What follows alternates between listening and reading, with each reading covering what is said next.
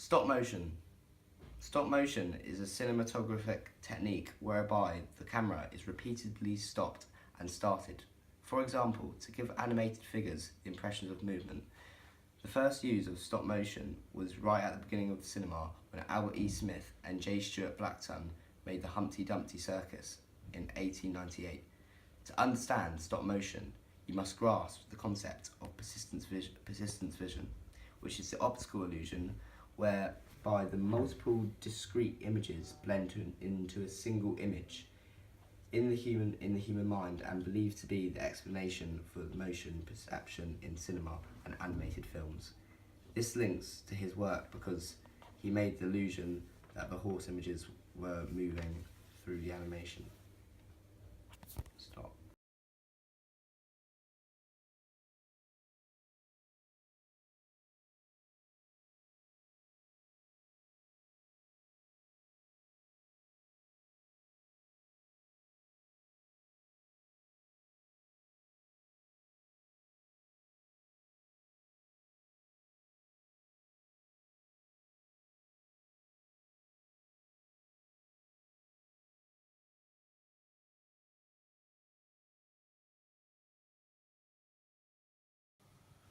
Stop motion was helped created by a man called Joseph Antoine Ferdinand Plateau, who was born 14th October 1801. He was a Belgian cyclist. He was one of the first to demonstrate the illusion of moving image. In 1832, Plateau and his sons introduced the phanetoscope, which is a spindle viewer. It was invented independently by Simon von Stampfer, who called the invention a stroboscope. As famous pioneer, Plateau had ideas from other inventors. The invention consisted of two discs that spun in opposite directions from each other. The facts that affected the phanetoscope was the only one person could view at a time. If it was spun too fast, the image would become blurry. If it was spun backwards, you wouldn't see a correct moving image. It was only very basic animation, like a couple walking, and you would have to rely on a mirror. Persistence of vision is linked to this because the phanetoscope creates a moving image by spinning around to give the impression that it actually is moving.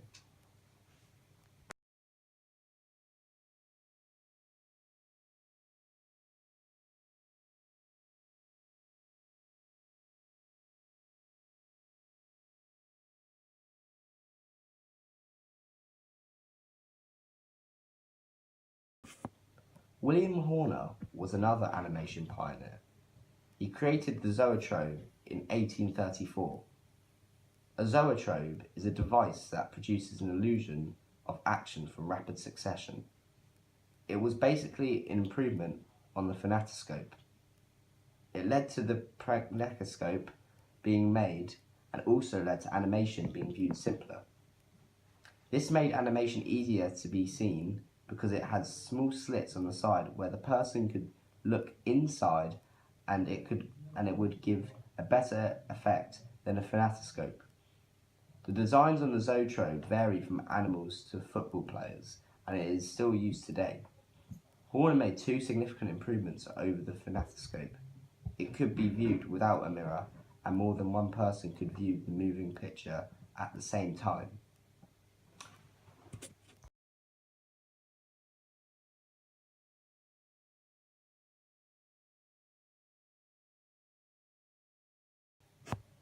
Edward Muybridge was an English photographer, important for his pioneering work in the photographic studies of motion and early work in motion picture projection.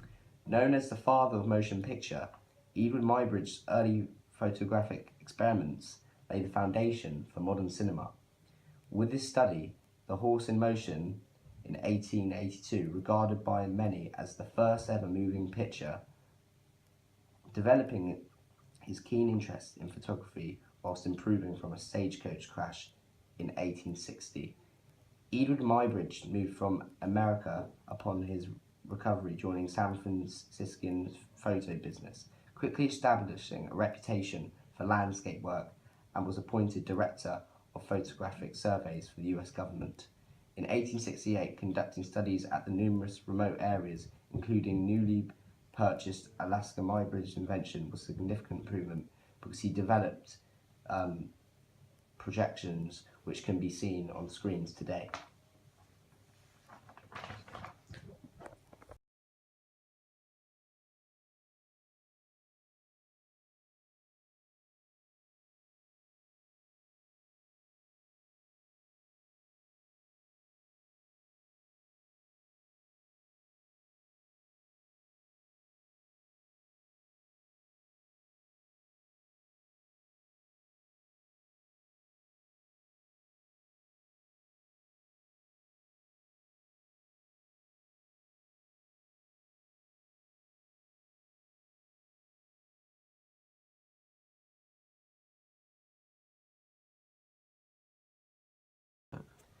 Emile Reynard is someone else who has helped create stop motion. Born 8th of December 1844, he was a French inventor responsible for the first projected animated cartoons.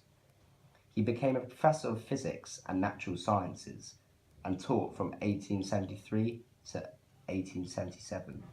During this time, he invented the pragniscope, which is an instrument that creates optical illusions. He returned to Paris with the invention, and it was a success. He perfected the pragniscope and came up with a large pragniscope which enabled him to project a strip of film. He hand-drawed the cartoons onto the film paper, which he then projected audiences. The first of these shown for the first time on the 28th of October 1892. These were called the Luminous Partimus. He continued to perfect his instrument and created the stereo cinema, which enabled 3D animation.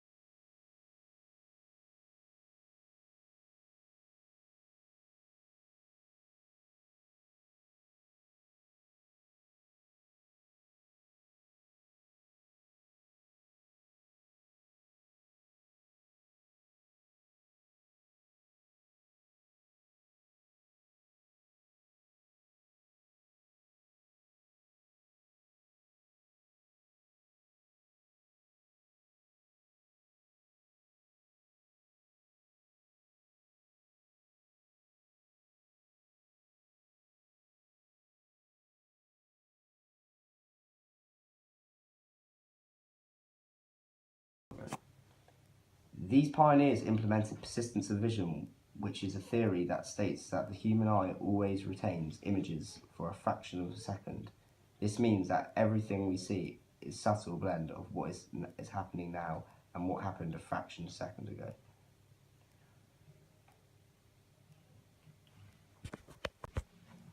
Willis O'Brien was an Irish-American stop-motion filmmaker who lived from 1886 to 1962. Born in Texas, he was a stop-motion animation pioneer, well known for his roles in visual effects. He worked on several famous films, including The Lost World and King Kong. Willis O'Brien really developed animation through making everything more realistic, through the use of better models and armatures.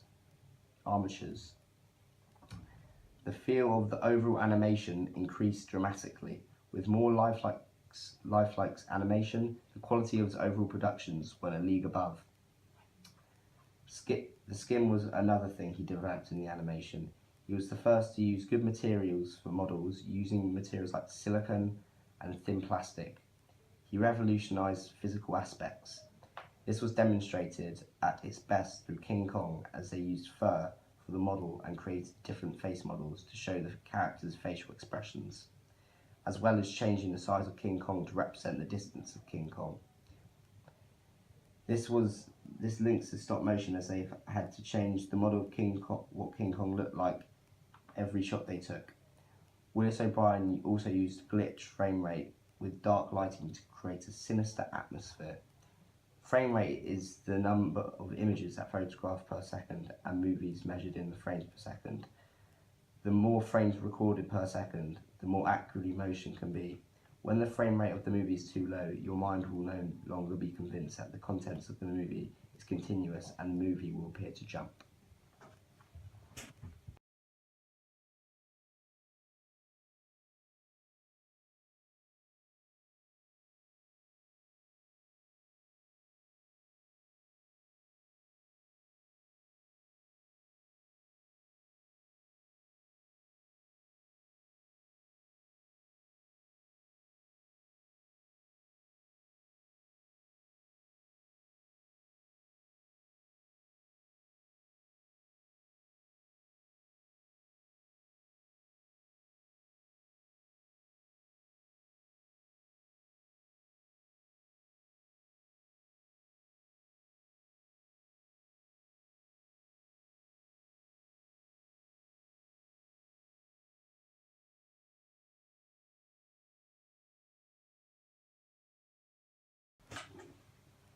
Ray Harryhausen was inspired by cinema as a young boy, and when his mother took him to see King Kong in 1933, he developed a love for stop motion. He began researching film effects, ultimately learning all he could about O'Brien and stop motion photography.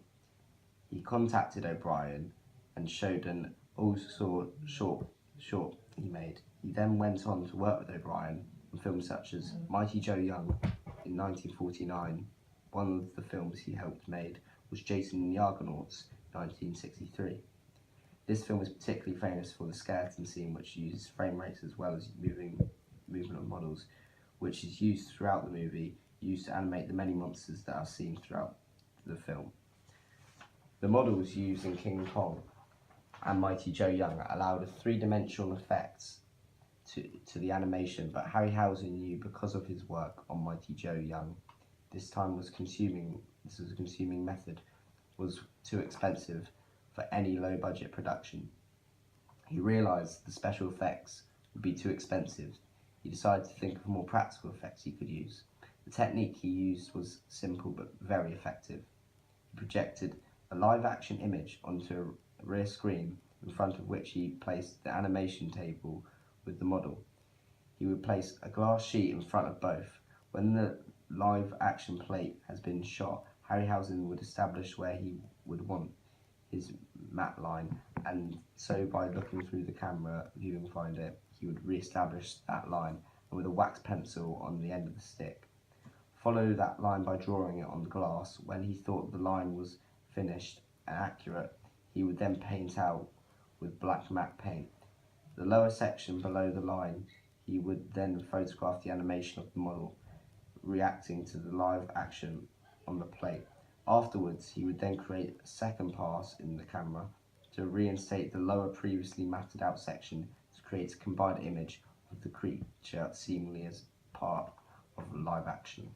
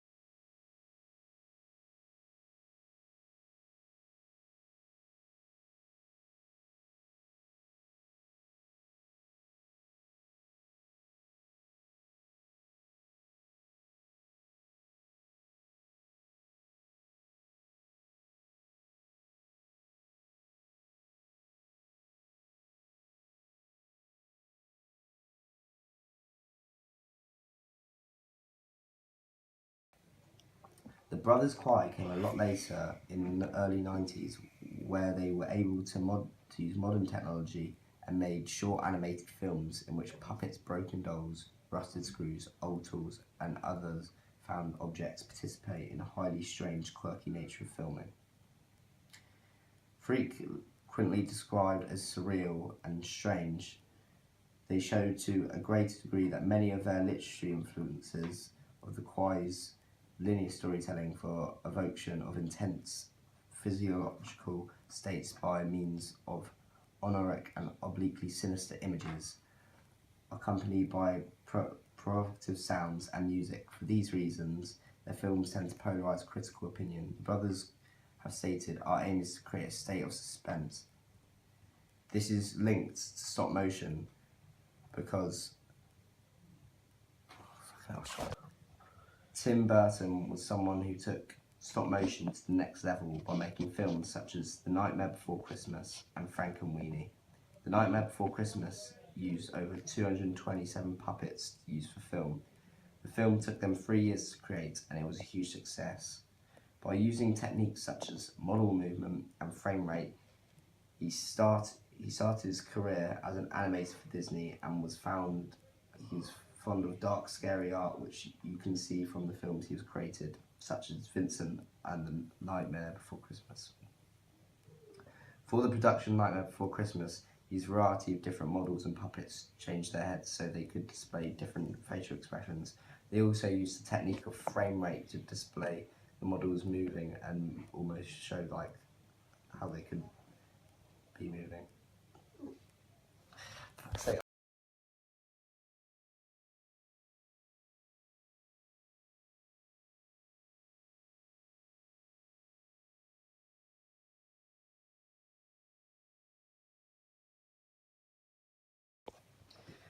Stop motion has become one of the most popular forms of animation in the commercial world.